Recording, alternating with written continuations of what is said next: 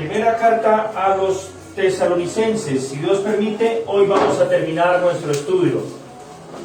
Ya no queda sino las últimas instrucciones pastorales de la epístola. Y vamos a leer desde el versículo 16 hasta el 28. Sí, Señor. Dice así. O empecemos desde el 12. Primera Tesalonicenses capítulo 5 versículos 12 al 28. Dice así la palabra de Dios.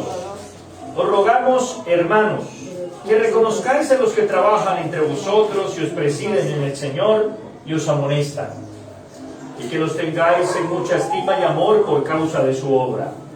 Tened paz entre vosotros. También os rogamos, hermanos, que amonestéis a los ociosos, que alentéis a los de poco ánimo, que sostengáis a los débiles, que seáis pacientes para con todos. Mirad que ninguno pague a otro mal por mal. Antes, seguid lo bueno unos para con otros y para con todos, mejor. Estad siempre gozosos. Orad sin cesar. Dad gracias en todo, porque esta es la voluntad de Dios para con vosotros en Cristo Jesús. No apaguéis al Espíritu. No menospreciéis las profecías. Examinadlo todo, retened lo bueno. Absteneos de toda especie de mal. Y el mismo Dios de paz os santifique por completo. Y todo vuestro ser, espíritu, alma y cuerpo, sea guardado irreprensible para la venida de nuestro Señor Jesucristo. Fiel es el que os llama, el cual también lo hará. Hermanos, orad por nosotros. Saludad a todos los hermanos con ósculo santo. Os conjuro por el Señor Jesús que esta carta sea leída a todos los santos hermanos. La gracia de nuestro Señor Jesucristo sea con vosotros. Amén. Vamos a orar. Padre, gracias por tu palabra y por permitirnos concluir este breve estudio basándonos en la primera carta a los tesalonicenses. Te pedimos, Señor, que hoy nos lleves a cerrar con broche de oro lo que hemos estudiado y que nos ayudes a confiar en que tu palabra siga haciendo tu trabajo en nosotros y a través de nosotros. Pedimos que nos guíes para saber qué es lo que debemos estudiar después de esta carta. Pido que bendigas a esta congregación y a todos aquellos que escuchen esta exposición. Te lo pido en el nombre de Jesucristo nuestro Señor. Amén. Otra vez vamos a hacer todo el repaso rapidito. Hechos 17 nos dice cómo se funda la iglesia, ¿cierto? 3 domingos sería para nosotros, para ellos serían 3 días de reposo, 3 Shabbats. Imagínense que llega el apóstol Pablo o un pastor, el que sea, y se para y enseña durante 3 semanas, un día a la semana. Y de allí se forman discípulos donde se les muestra que el Evangelio de Jesucristo tiene que ver con el cumplimiento de todo el Antiguo Testamento. Y luego se levanta una persecución tremenda y persiguen a ese pastor y lo quieren matar. ¿Cuál es el problema ahora? Bueno, esa iglesia que inició ahora no tiene líderes y por el otro lado es una iglesia inmadura. No sabe muchas cosas de la doctrina bíblica. ¿Qué necesita entonces? Necesita dirección y necesita edificación. 2 cosas necesita la iglesia de los tesalonicenses. No tiene líderes calificados y no tiene instrucción doctrinal saludable. ¿Qué hace el apóstol Pablo? Nos dice en primera carta a los tesalonicenses capítulo 3 que él envía a un hombre llamado Timoteo. Fíjense, versículo 2, y enviamos a Timoteo, nuestro hermano, servidor de Dios y colaborador nuestro en el Evangelio de Cristo, para confirmaros, o sea, para decirles, así es el Evangelio, y para exhortarlos respecto a vuestra fe. Es decir, que ellos permanezcan en la misma doctrina que Pablo les había enseñado, a fin de que nadie se inquiete por estas tribulaciones, porque Pablo y sus compañeros estaban sufriendo muchísimo. Tuvieron que escapar porque los iban a matar. Entonces, la carta probablemente llega a través de Timoteo, que era un discípulo del apóstol Pablo. Y él le recuerda en primer lugar, eso trata el capítulo 1, cómo fue que la evangelización vino a la iglesia en Tesalónica. La evangelización vino a través de la instrucción bíblica. Así se fundan iglesias. Las iglesias no se fundan de otra manera sino orando y predicando el Evangelio. Nada más. Si nosotros hacemos aquí, le regalamos comida a las personas vienen. Ahora les vamos a hablar la Biblia. No, ya no queremos Biblia. ¿Puede fundarse una iglesia? No. Imposible. Hay gente que intenta hacer las cosas al revés, ¿no es cierto? Vamos a buscar un edificio, vamos a comprar una tierra, una casa bien bonita para que la gente venga y ahí le llamamos iglesia. Pero si no hay Biblia, no sirve. Ahora, no tenemos esas cosas, pero tenemos la palabra de Dios, entonces hay iglesia. Esa es la primera parte, la evangelización de la que habla el apóstol Pablo, evangelismo cristiano. El capítulo 2, Pablo habla de cómo es el ministerio cristiano, es decir, cómo fue que él como ministro, como líder, le sirvió a ellos. Las personas lamentablemente hoy han confundido el liderazgo cristiano. Yo sé que esa palabra no está en la Biblia, líder. La palabra es siervo, la palabra es ministro, que significa lo mismo, un servidor, alguien que está al servicio de los demás. Bueno, Pablo aquí utiliza varias metáforas, varios ejemplos para enseñarnos cómo es que se sirve en el liderazgo cristiano o en el servicio cristiano. Nos dice que como un embajador él anunció el Evangelio. Esto quiere decir que él es un representante de alguien mayor a él. Esto significa que Pablo no era el dueño de la iglesia, como ningún pastor lo es. Todos nosotros estamos hablando en nombre de otro. Y ay, si hablamos mentiras en nombre de otra persona. En este caso, Dios nos va a juzgar. Segundo, se nos dice que Él habla como una nodriza, una mamá de leche. Ustedes saben que es una mamá de leche. Mamá canguro, dirían hoy. ¿Sí? O sea, una persona que adopta, que cría de manera tierna y le da el nutriente necesario para que crezca ese bebé, esa vida.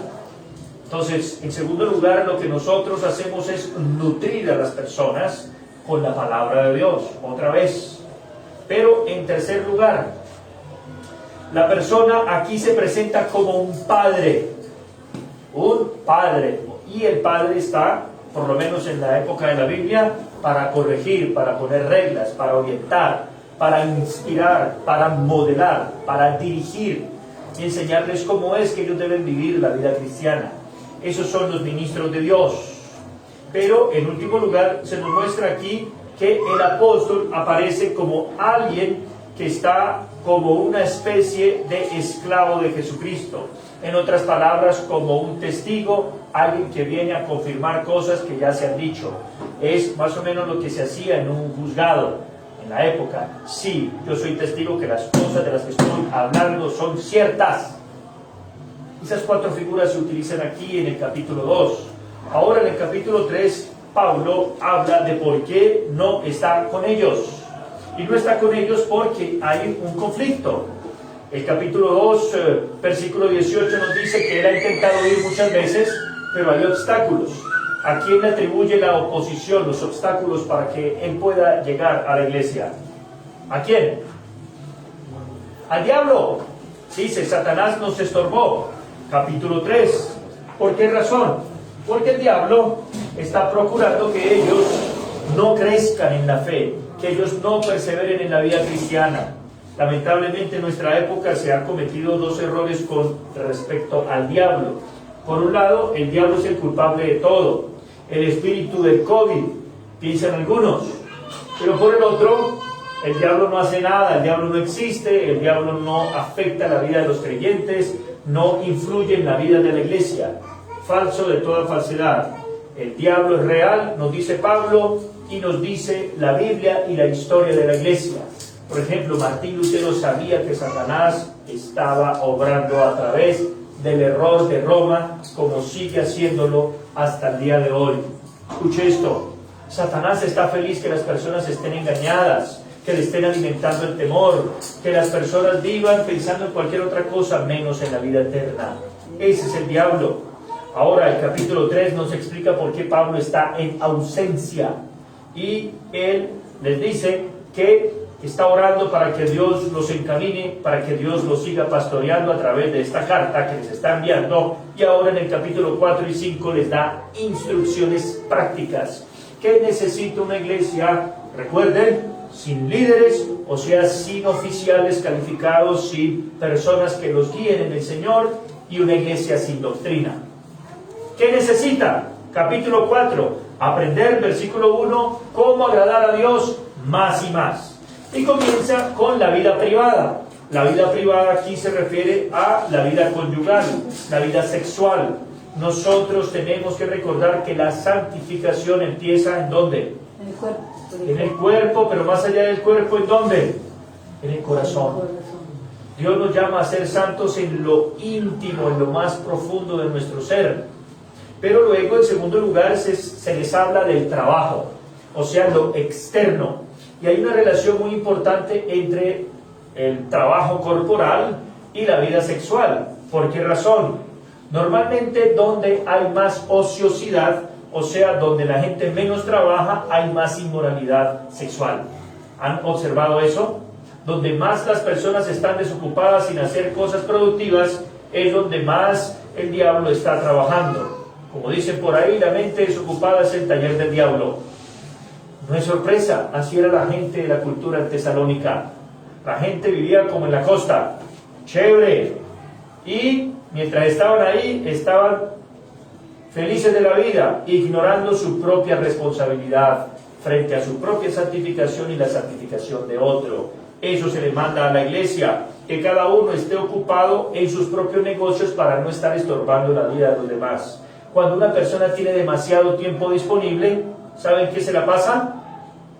En chismes y en andar buscando problemas entre los hermanos. Qué sabiduría la de la palabra de Dios. ¿Saben que sí?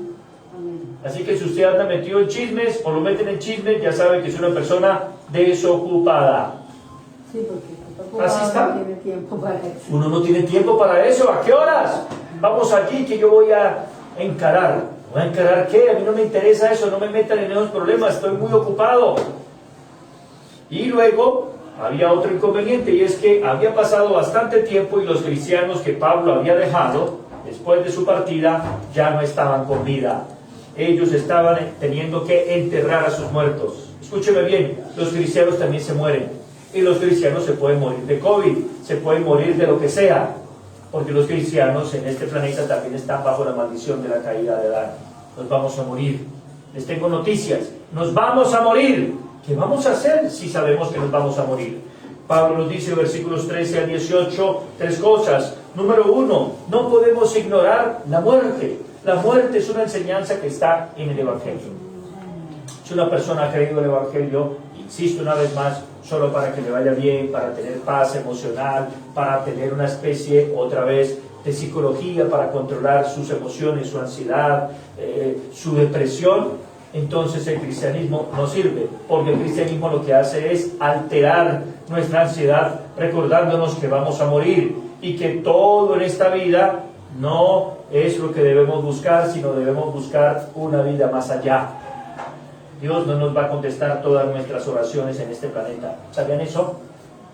Muchas de nuestras oraciones solo las verán nuestros hijos, nuestros nietos, nuestros bisnietos, cuando Dios quiera responder. En segundo lugar, los cristianos tienen que, en lugar de estar pensando en la muerte, escuche, tienen que pensar lo que hay detrás de la muerte. ¿Qué es lo que está más allá de la muerte? La venida de Jesucristo. Nosotros tenemos que estar viendo más allá. El mundo lo máximo que calcula es su muerte, en el caso de los que por lo menos piensan que se van a morir algún día. Los cristianos debemos pensar más allá de la muerte, y es que Cristo, el que venció la muerte un día, con trompeta de Dios, con voz de mando, y visiblemente a todo el mundo, Él aparecerá por segunda vez. Así que esa aparición no es secreta, es visible, es audible, es tangible, perceptible. Muy claro, el pasaje lo dice. Y lo tercero es que tenemos que aprendernos a motivar unos a otros con estas palabras. Escuche, tenemos que motivarnos unos a otros con las palabras de Cristo, que Él vendrá por segunda vez. Esto no es para estar asustados, como los cristianos cuando empezó todo esto del COVID y las cuarentenas, ¿recuerdan?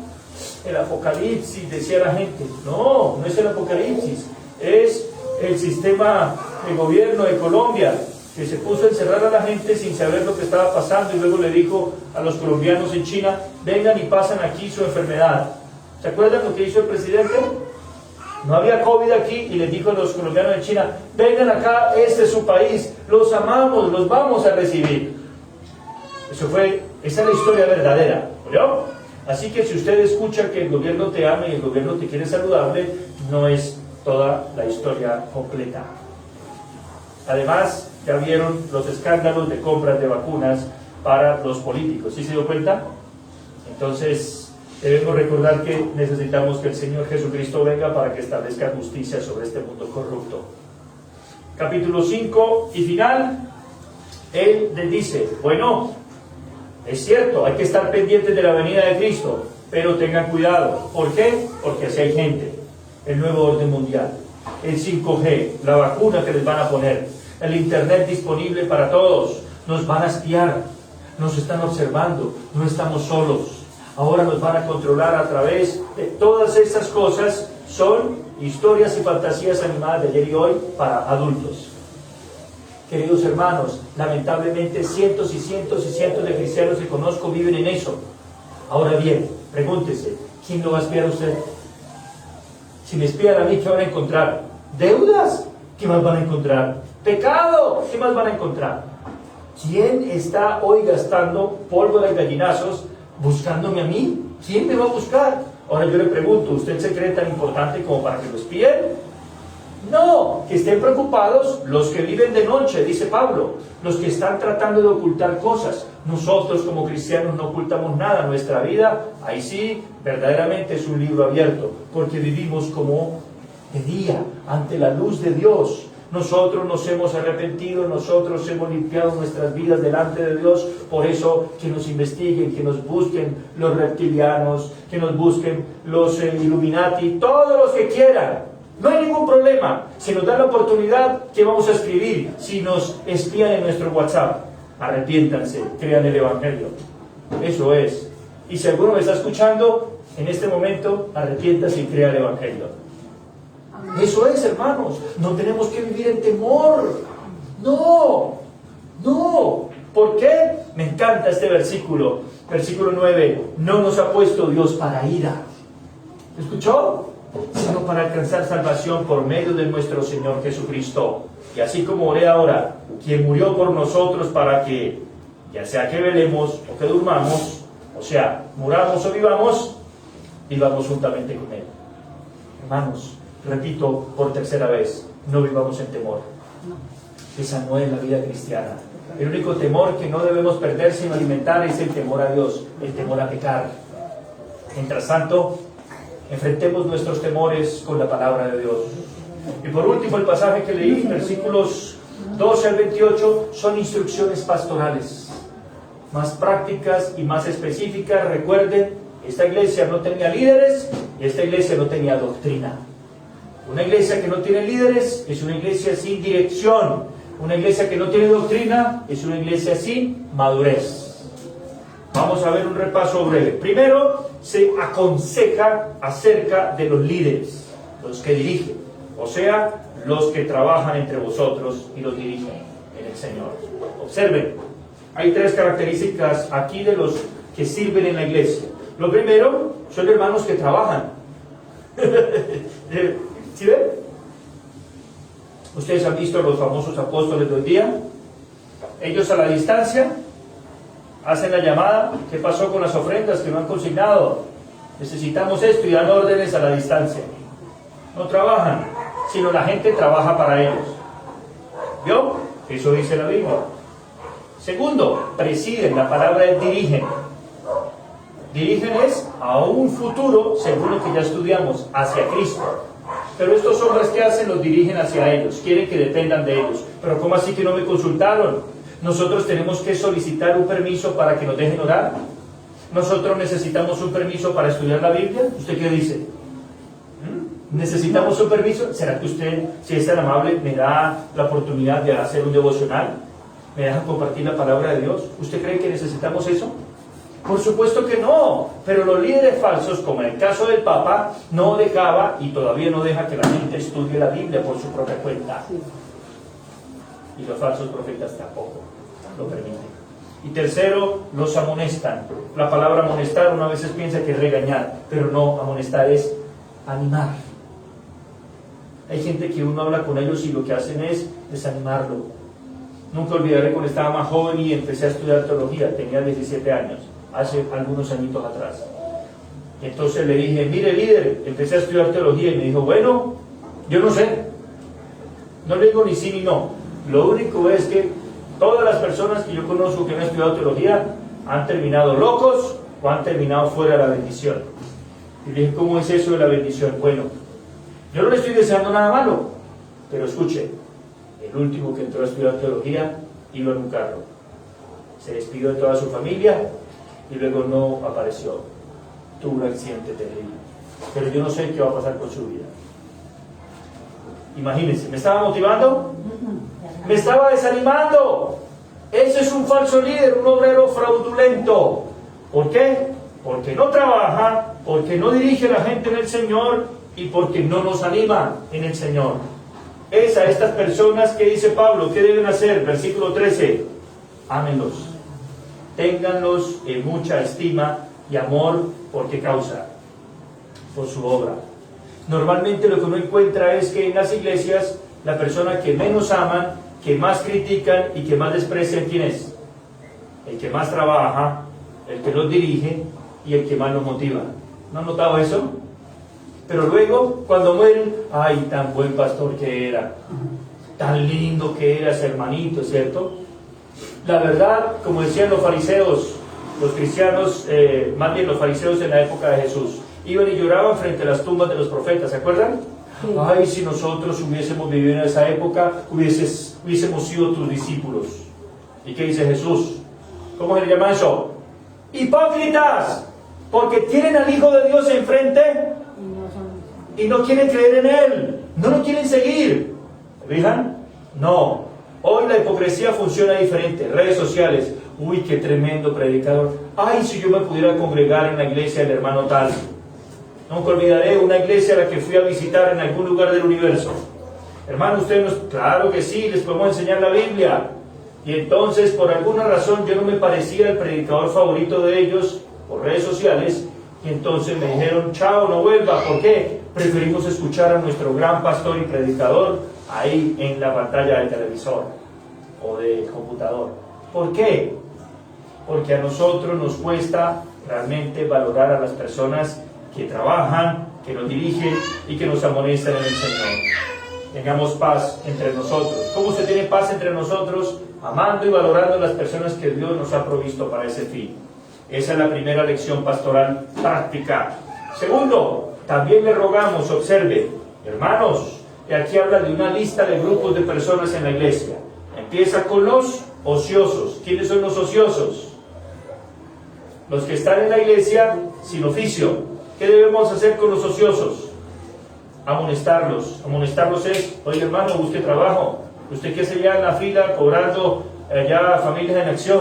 Si usted no tiene ningún problema de salud, como decía alguien, ¿sí? El único problema que tiene es en la columna, no lo deja parar de la cama. Eso, ¿cómo es posible que un cristiano saludable esté haciendo una fila por allá pidiendo plata para el gobierno, o del gobierno mejor? No, hermano, si usted puede trabajar, párese y trabaje, esfuércese, y si tiene esposa todavía más, y si tiene hijos más todavía. Hay que decirlo en nuestro tiempo. ¿Por qué? Porque muchos lo que aprenden es a bailar hip hop y estar ahí enfrente de un semáforo con el niño ahí a la intemperie. ¿No ha visto?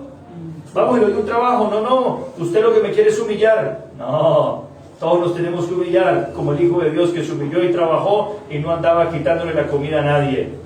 Como dice la palabra de Dios, comerás del sudor de tu frente, no del sudor del de al frente. ¿Entendió? Eso hay que recordárselo a los cristianos flojos y perezosos de nuestros días. A los de poco ánimo, ¿qué debemos hacer? ¿Aguantárnoslos? No. ¿Alentarlos? Hermano, ya, ¿otra vez deprimido usted? ¿Otra vez triste? No, ánimo en el Señor. Todo lo que no sea el infierno son buenas noticias para nosotros, ¿sí o no? ¿Qué más? Los débiles son los que se sostienen. Aquí débil puede ser una persona que está hasta ahora creciendo en la palabra de Dios. Hay que tenerle paciencia, pero hay que sostenerlo y pacientes con todos. No es fácil ser paciente en medio de una comunidad donde las personas no conocen la doctrina bíblica. ¿No es cierto? Muy bien. Luego habla de las relaciones con los de afuera. ¿Qué es lo que se prohíbe a los cristianos? Pagar mal por mal. Es difícil, ¿cierto? Porque la ley del amor que mucha gente aprendió, ¿cuál es? Golpe con golpe yo pago, ¿cierto? Pero en la Biblia no es así. Nosotros tenemos que poner la otra mejilla y amar. Nosotros no podemos devolverle a las demás personas lo que hacen con nosotros. Y eso es un desafío cristiano terrible. ¿Sí o no? Muy difícil, pero ahí es donde se prueba nuestro amor. Antes bien, seguir lo bueno unos para con otros y para con todos. Recuerde que la iglesia en Tesalónica estaba siendo perseguida.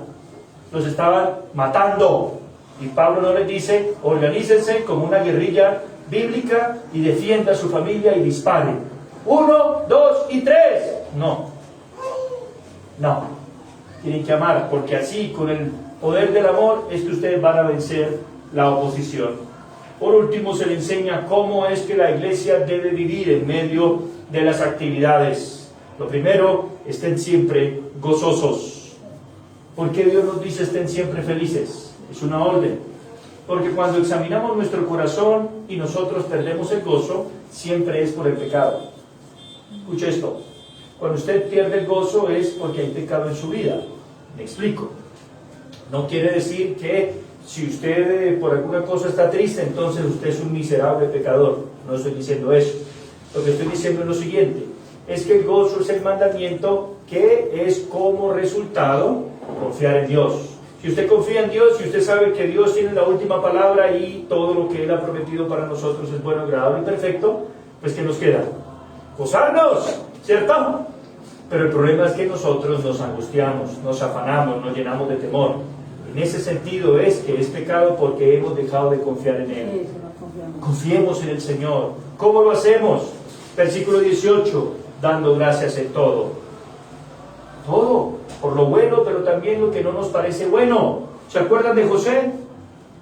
Su papá lo ignoró, sus hermanos también lo intentaron matar, luego llega a una tierra desconocida, sufre, lo tratan injustamente, es esclavo, salva a unas personas, se olvidan de él. ¿Y qué pasó con él? Cuando Faraón lo llama, yo que voy por allá, nada que ver. No, va, sirve a Faraón, le da las instrucciones, lo que hay que hacer para salvar la vida. Atención, recuerden, era el imperio que lo había afligido y que lo tenía esclavo a él. Y él le dijo, ustedes hagan esto, lo ponen a servir, luego llegan los hermanos, ¿y qué hace José? Así te quería ver. Ahora sí, muy hermanitos, ¿sí? Muy bonito, ¿no? No, él aprendió a cultivar una vida de gratitud. ¿Por qué no lo mandó a matar Potifar? Es un misterio, la mano de Dios estaba ahí. La misericordia, Génesis 39 nos dice, fue extendida por Dios para José y prosperaba todo lo que tocaba en sus manos. Entre más lo trataba mal, mejor le iba. Yo he experimentado eso muchas veces en mi vida. Entre más me critican, entre más mal, por un lado, por el otro, me va súper bien. ¿Qué hay que hacer? No enfocarnos en lo malo, sino en lo bueno, porque esta es la voluntad de Dios para con nosotros en Cristo Jesús. Cristo ha garantizado que todas las cosas obran para el bien de su pueblo. ¡Todas! Y si el marido me deja, todas, todavía mejor. ¿Sí? Quedó libre usted ahora, feliz. Y si llega la muerte, también. Y si el familiar era creyente, todavía mejor. Hay miles de cosas que podemos desprender de allí. Ahora, versículo 19, no apaguen al espíritu. La palabra aquí, apagar, tiene relación con un fuego, como una llama. Todos hemos visto cuando hay una llama, una especie de fogata, ¿no? ¿Cómo se apaga? Hay dos formas de apagar. Una, cuando deliberadamente, intencionalmente apagamos la llama, con agua o con cualquier otra forma. O la otra, cuando dejamos que ella se alimente sola. ¿Una llama se puede alimentar sola? ¿Qué necesita? Que nosotros le estemos poniendo combustible. Así que la lectura aquí nos está diciendo, queridos hermanos, si ustedes quieren que el Espíritu Santo opere en sus vidas, ¿qué tienen que hacer? Voy a esperar que el Espíritu me dirija. Lo que el Espíritu diga, eso se hará, dice una alabanza. ¿Y cómo sabemos lo que el Espíritu dice? ¿Cómo le traemos combustible, leña al fuego del Espíritu? Ahí viene, no menosprecien las profecías. En la época de la iglesia en Tesalónica, ¿cómo era la profecía? El apóstol Pablo, que era el predicador, recibía dones sobrenaturales para decir la palabra de Dios. Él era un hombre que tenía los dones de 1 Corintios 12, ¿los han leído? Espíritu de profecía, ciencia, discernimiento de espíritus, etcétera, etcétera. ¿Por qué? Porque la iglesia no tenía el Nuevo Testamento. Una vez conformado el Nuevo Testamento, ahora ¿cuáles son las profecías que no debemos nosotros menospreciar? La palabra de Dios. Prueba de ello es que más adelante él dice: delante del Señor, ustedes tienen que usar esta carta y leérsela a todos los hermanos. En otras palabras, lo que está aquí no era solamente para unos hermanos, sino para todos los hermanos en todas las épocas. Ese fue el plan original del Espíritu Santo. Apocalipsis capítulo 2 y capítulo 3 nos enseña al final de cada lectura, esto dice el Espíritu a todas las iglesias. Pero aunque el mensaje iba para Pérgamo, para Tiatira, para Sardis, ¿se acuerdan? También ese mensaje iba dirigido para todas las iglesias, incluyendo la nuestra, en Girón, siglo XXI. Otra lección que aparece aquí es: examínenlo todo, retengan lo bueno y absténgase de toda especie de mal. ¿Cómo usted puede distinguir lo bueno de lo malo? Aquí no está diciendo vaya pruebe las drogas a ver si eso es bueno o eso es malo. Vaya acuéstese con una mujer que no sea su esposa a ver si eso es bueno o eso es malo, porque la Biblia dice examínenlo todo. Esa orden no es universal, sino es algo muy específico. Lo que ellos tienen que examinar es toda profecía, es lo que está diciendo, toda enseñanza, toda proclamación. ¿Y cómo se examina para identificar lo bueno o lo malo? Bueno, a través de las profecías que ya se habían cumplido, de las palabras que ya se habían enseñado, de lo que ellos ya sabían que era la palabra de Dios. Tenemos cartas como las de Colosenses, que se le dice a la persona que recibe esa carta que la lleve también por la región cerca de Tesalónica. ¿Qué aprendemos entonces? Para nosotros discernir qué es verdad, qué no es verdad, necesitamos la revelación de la palabra de Dios. Es como la lupa, es como el colador, es como aquel bisturí que corta la carne mala de la buena. Esta es la luz, la linterna de Dios. Como dice Dios a Sofonías: voy a juzgar a Israel con linterna y voy a buscar lo más oculto de sus vidas para examinar sus pecados. La palabra de Dios, otra vez, es la que hace ese trabajo. Versículo 23. El mismo Dios de paz los santifique por completo y todo su ser espiritual y cuerpo sea guardado irreprensible para la venida de nuestro Señor. Los griegos, las personas de esta época pensaban que usted pecaba con el cuerpo, pero no con la mente. Todavía tenemos griegos modernos.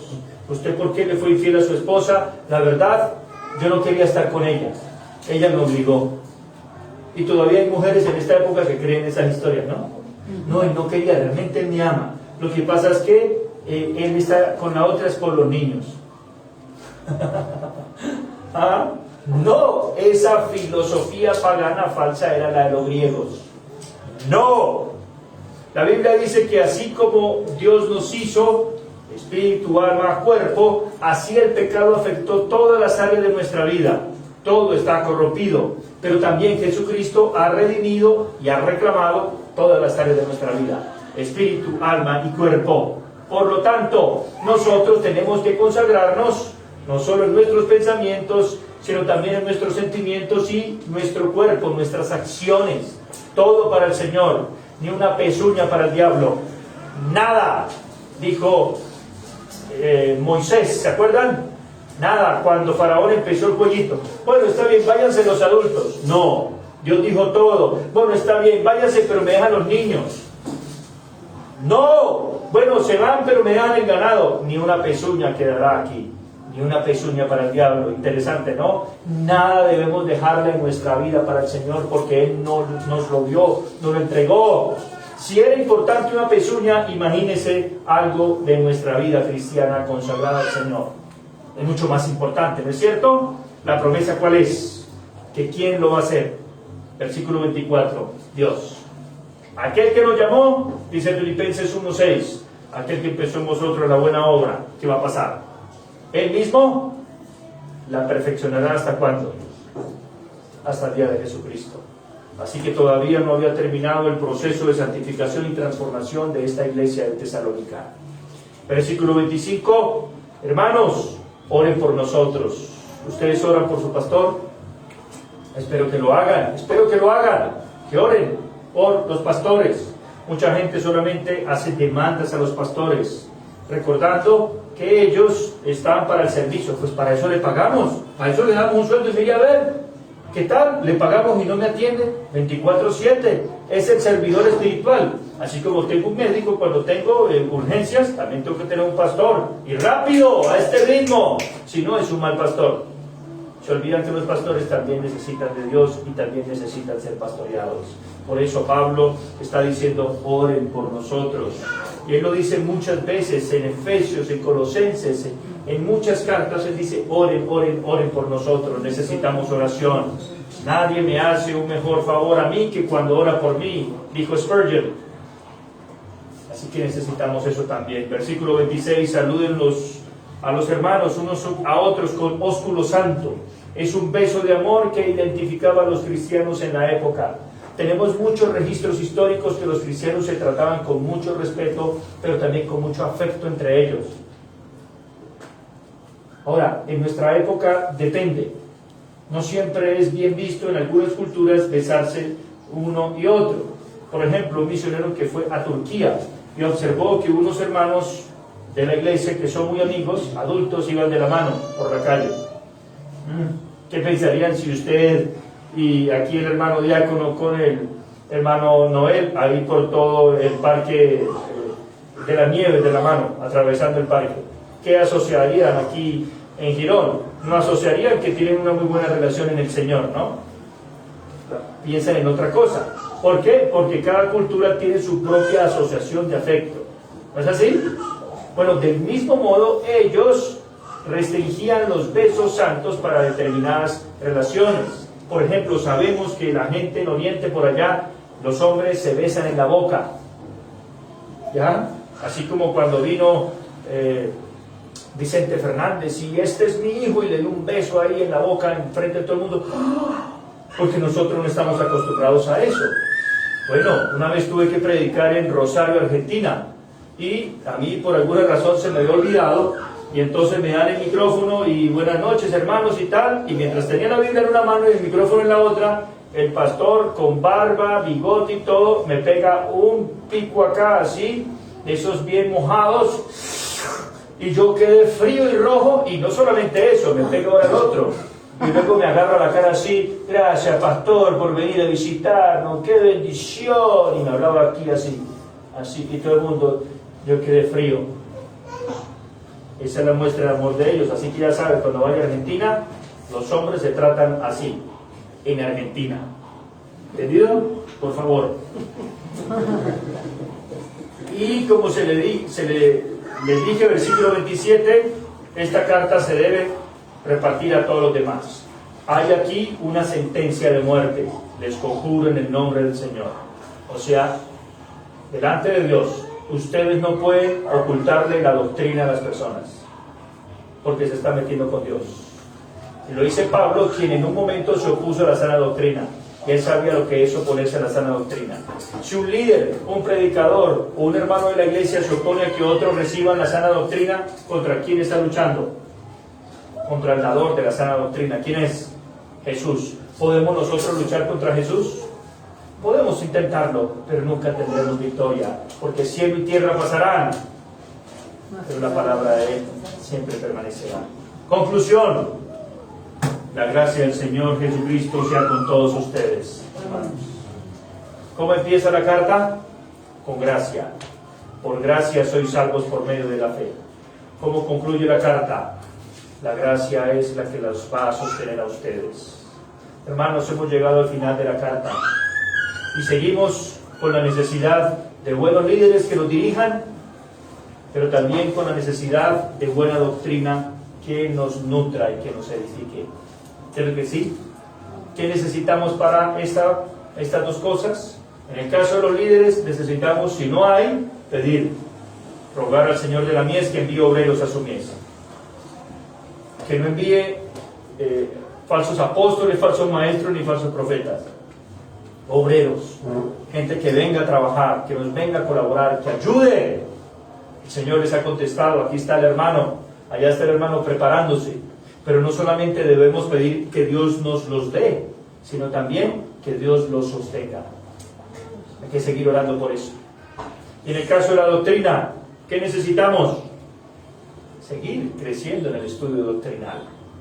Eso nos prepara para otra carta que vamos a estudiar u otro libro de la Biblia, de acuerdo a lo que disponga el pastor humano de ustedes. Amén. Amén. Vamos a orar.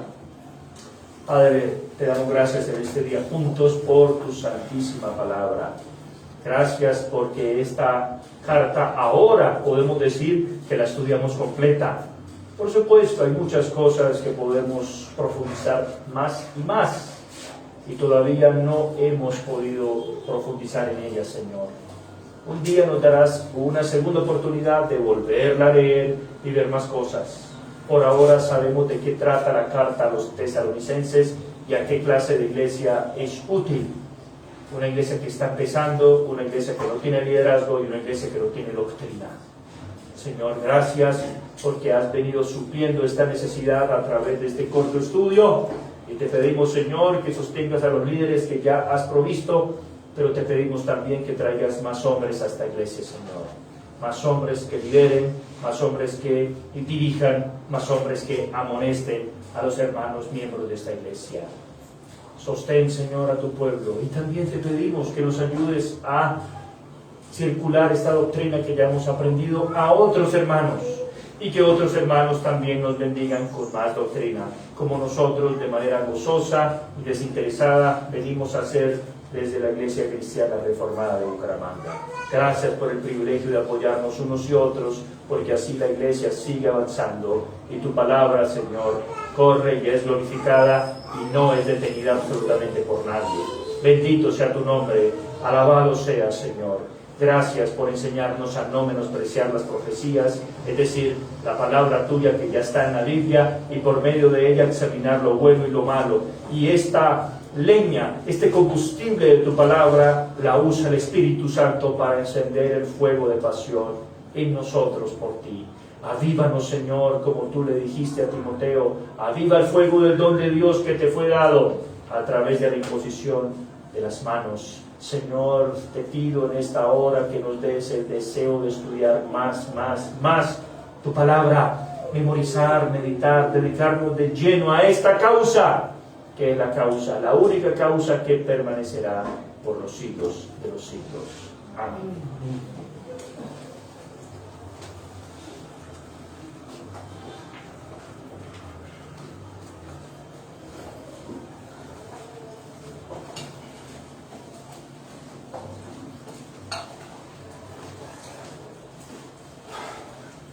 Bueno, damos gracias a Dios en esta tarde, en el día del Señor. Esto nuevamente a las personas que nos ven, damos las gracias al Señor por esta enseñanza. Y si alguno quiere contribuir a la obra de Dios, pueden hacerlo por la plataforma Nequi, al número 315-926-9904. 315-926-9904. A todos nuevamente muchas gracias por venir, y a todas las personas que escuchan el mensaje del Señor, muchas gracias, y si es del Señor, en la voluntad de Dios, nos veremos el próximo domingo.